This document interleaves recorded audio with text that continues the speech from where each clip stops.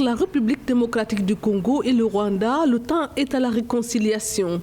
Les deux pays ont signé 3 accords commerciaux. Selon un communiqué de la présidence congolaise, la société aurifère de Kivu et du Maniema, Sakima SA, et une rwandaise d'ITER LTD vont se partager l'exploitation de l'or afin de priver les groupes armés des revenus issus de cette filière.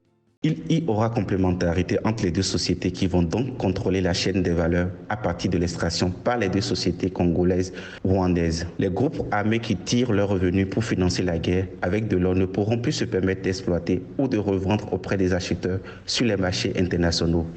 Le deuxième accord porte sur la promotion et la protection des investissements et le troisième est une convention en vue d'éviter la double imposition et prévenir l'évasion fiscale en matière d'impôts et de revenus. Cette nouvelle coopération n'est qu'au début.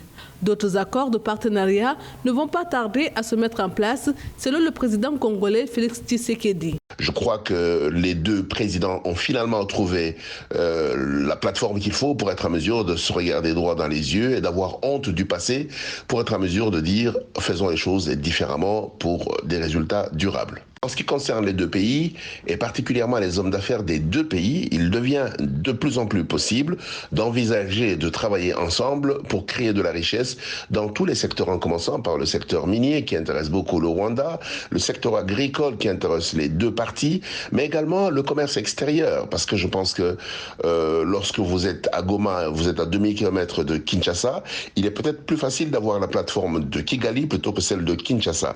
Et donc si tout cela est pris globalement, il y a moyen de faire trouver de l'intérêt de part et d'autre. Pour sa part, le Rwanda s'engage à consentir des efforts en collaboration avec la RDC dans le respect de sa souveraineté.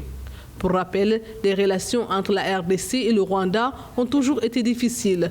Durant les deux guerres qu'a connues le pays entre 1996-1997 et 1998-2003, qui a impliqué plusieurs milices, notamment rwandaises, la RDC a régulièrement accusé son voisin de déstabiliser sa partie orientale en soutenant des groupes armés.